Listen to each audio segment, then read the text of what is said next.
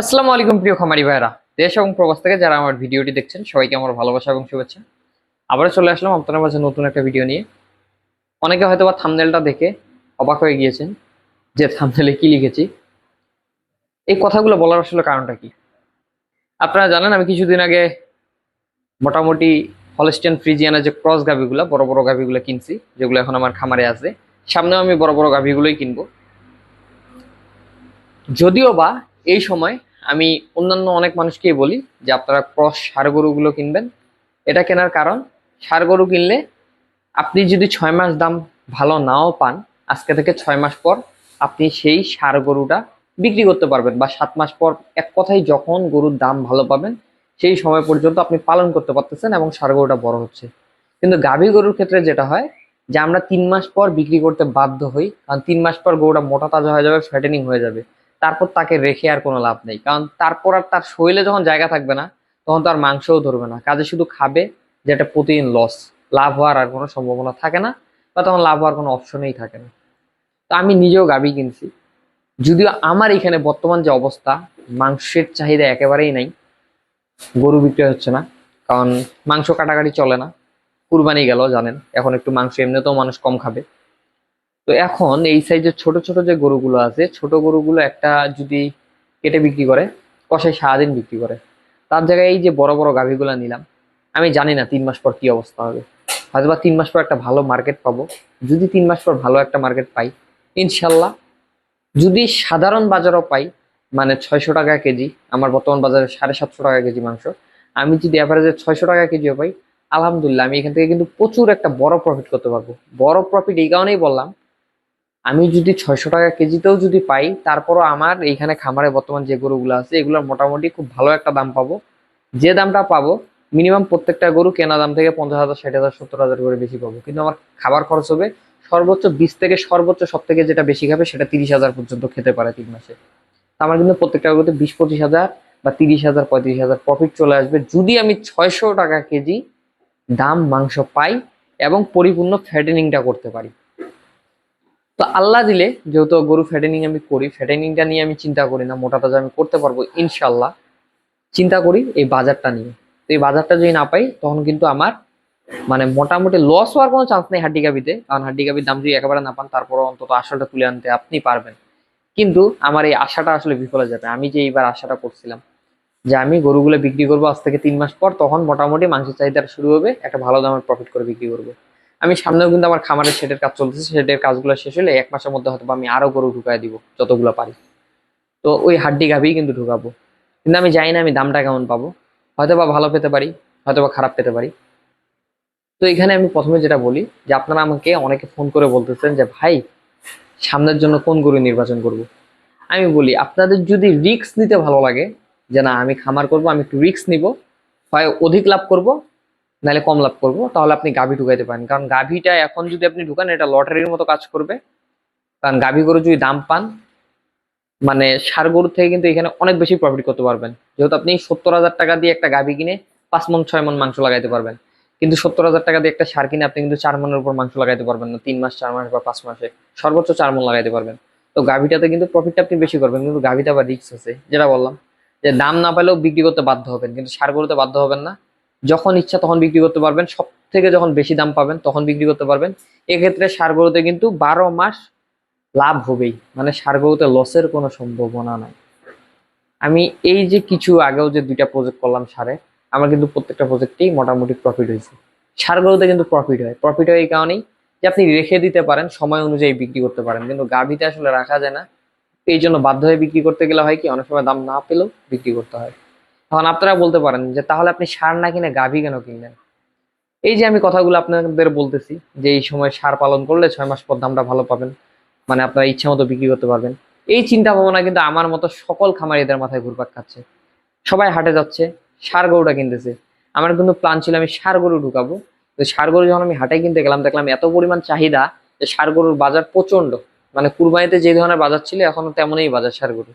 ষাঁড় গরু কেনা যায় না, মানে যে পরিমাণ দাম, এই দামে গরু কিনলে প্রফিট করা খুব কষ্টকর। প্রফিট হবে কিন্তু সেটা অত্যন্ত সীমিত। অন্যদিকে গাভী গরুগুলো কিন্তু কেউ কিনার সাহস পায় না। তো এই গাভী গরুগুলা এই জন্য কম দামে পাওয়া যায়। এখন গাভী কেনারও লোক আছে, গাভী যে মানে আপনার যে সবকিছু গাভী যে সস্তা বা গাভী যে কেনার লোক নাই এমনটা কিন্তু না। আপনারা দেখবেন, আমি যদি আপনারা বলি, আপনারা যেহেতু মনে করেন যে ইউটিউবে আমার ভিডিওটা দেখতেছেন, আমি ছাড়া অনেকে ভিডিও দেখবেন, ইউটিউবে হাতে গোনা আমি সহ 3 থেকে 4 জন, আমি এই পর্যন্ত যতজন দেখছি, আমি ছাড়া হয়তো বা 2 থেকে 3 জন সর্বোচ্চ আমার মতো শুকনো গাভীগুলো কিনে ফেটেনিং করে। তারা গাভী ফেটেনিং এই করে, তারা অত্যন্ত শুকনো শুকনো গাভী ফেটেনিং করে, তারা কিন্তু খুব সুন্দরভাবে গাভীগুলো ফেটেনিং করতেও পারে।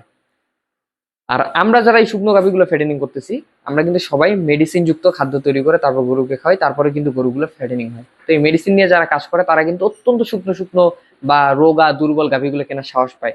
আর এই রোগা দুর্বল গাভীগুলোর কিন্তু দাম প্রচন্ড কম থাকে, কারণ এগুলো হাটে কেনার সাহস কেউ পায় না। এই হাতে গোনা কয়েকজন খামারি এগুলো কেনার সাহস পায়, যেমনটা বললাম যে ইউটিউবে আমি সহ 2 থেকে 3 জন এই ধরনের গাভীগুলো কেনার সাহসটা পায় এবং এই ধরনের শুকনো গাভীগুলো কিনে। কিন্তু এছাড়া আপনি ইউটিউবে যদি দেখেন, ইউটিউবে না হলেও আপনি এরকম হাড্ডি গাভী পালন করে এরকম মিনিমাম 20 থেকে 25টা আপনি ইউটিউব চ্যানেল পাবেন যারা শুধু হাড্ডি গাভী পালন করে। কিন্তু আপনি একটা জিনিস লক্ষ্য করবেন, যারা মেডিসিন খাওয়ায় না বা মেডিসিন দিয়ে মানে খাদ্য তৈরি করে না, নিজের খাদ্য নিজে তৈরি করে না বা ফিড নির্ভর, তারা দেখবেন তারা যখন গাভী একটা কিনে, গাভীটা শুরুতেই 80% ফ্যাটেনিং থাকে।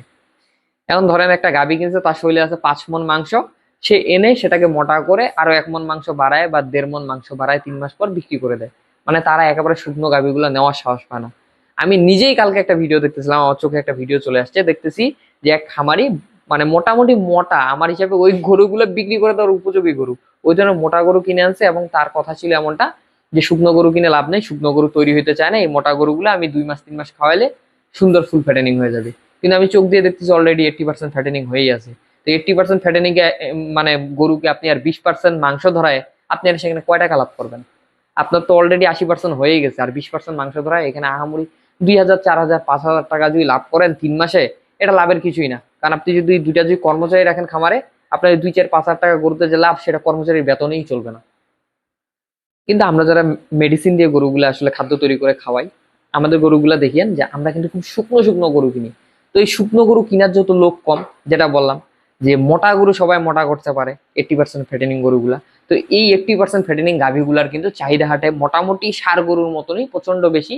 কিন্তু একেবারে যেটা রোগা দুর্বল, হাড় ছাড়া কিছু নাই শরীরে, আমার গরুগুলা যেমন যেদিন আনছিলাম আপনারা যে ভিডিওটা দেখেন, হাড় ছাড়া কিচ্ছু নাই, এই গরুগুলা কিন্তু কেউ কেনা সাহস পায় না, দরদামটা পর্যন্ত করে না। এগুলোতে একটা মোটামুটি একটা দাম বললে নিয়ে ফেলা যায়। তো এই ধরনের গরুগুলা আমি কিন্তু কিনে আনছি, যে দেখতেছি এগুলা কেনার তেমন কাস্টমার নাই। আমি হাটে এরকম গরু ধরেন যে উঠছিল 10টার মতো খোঁচাবাইতে যদিও গাভী অনেকগুলো উঠছিল, কিন্তু ওগুলা মোটামুটি 50% 60% 70% 80% ফ্যাটেনিং এরকম হাড় বের হওয়া গরুই ছিল এখানে। 10 থেকে সর্বোচ্চ 11টা, তার মধ্যে 8টা আমি কিনে নিয়ে চলে আসছিলাম। মানে 2টা বা 3টা হয়তো বা এখানে ছিল যেগুলো দরদামের জন্য নিতে পারিনি, বাকি বাদ সবগুলো আমি নিয়ে চলে আসতে পারছি, কারণ তারা দিয়ে দিছে, তাদের নেওয়ার কোনো লোক ছিল না। কিন্তু 80% ফ্যাটেনিং গরুগুলা কিন্তু তারা দিত না, দরকার হলে কসাইকে দিত, কসাই কিনতো। তো আমি এই কারণেই আসলে গাভীটা কিনছি, যে ষাঁড় গরুটার দাম প্রচন্ড, আর একেবারে শুকনা যে গাভীগুলা, এগুলার মনে করেন যে দাম মোটামুটি কেনা সাধ্যের মধ্যে, আহামরি দাম চায় না। আবার বিক্রি করার জন্য ওদেরও একটা চাপ থাকে যে আবার নিয়ে যাইতে গেলে এই অসুস্থ গরু না জানি আরো অসুস্থ হয়ে যায়। তো মোটামুটি বলা চলে যে খুব একটা সীমিত দামে এই গরুগুলো পাওয়া যায়, এই জন্য আমি এই গরুগুলো ঢুকাইলাম। নেক্সটও এই গরুগুলো আরেকটা প্রজেক্ট করবো, তারপর কুরবানি গরু ঢুকাবো। যাই হোক, তো আশা করি আমার যে ভিডিওগুলো আপনারা দেখেন, আপনারা যারা হাড্ডি ষাঁড় পালন করেন বা ষাঁড় গরু পালন করেন, গরু মোটা তাজাকরণ নিয়ে আপনাদের কোনো সমস্যা হওয়ার কথা না। কিন্তু একটা কথা আমি আবারও বলবো, আপনারা যদি রিস্ক নিতে পছন্দ করেন তবে হাড্ডি গাভীর খামারটা করতে পারেন। আর যদি রিস্ক নিতে পছন্দ না করেন যে না আমার লাভেই লাগবে লাভেই লাগবে লাভেই লাগবে, লস করতে আমি রাজি নেই, তাহলে আপনি ষাঁড় গরুগুলো কিনবেন, কিনে 6 মাসের একটা প্রজেক্ট বা এক কথায় যখন দাম পান তখন আপনি বিক্রি করবেন। আর যদি মনে হয় যে না আমার প্রচুর টাকার দরকার, আমি যা টাকা দিয়ে গরু কিনবো, যা খাওয়াবো তার ডবল প্রফিট করব, তাহলে আপনি হাড্ডি গাভী কিনেন। যদি বেশি না, হাড্ডি গাভী কিনে যদি আপনি 600 টাকা কেজিও যদি বিক্রি করতে পারেন, আমি আপনাকে গ্যারান্টি দিলাম প্রত্যেকটা গরুতে যদি আপনি 5 মণ 6 মণ মাংস ধরার মতো গরু কিনতে পারেন এই ধরনের ফ্রেমের, প্রত্যেকটা গরুতে সর্বনিম্ন 30,000 টাকা করে প্রফিট করবেন। তো ভিডিওটা যদি ভালো লাগে অবশ্যই চ্যানেলটা সাবস্ক্রাইব করে রাখবেন, পাশাপাশি ভিডিওটাতে একটা লাইক দিয়ে রাখবেন। সবাই ভালো থাকবেন, সুস্থ থাকবেন। আসসালামু আলাইকুম।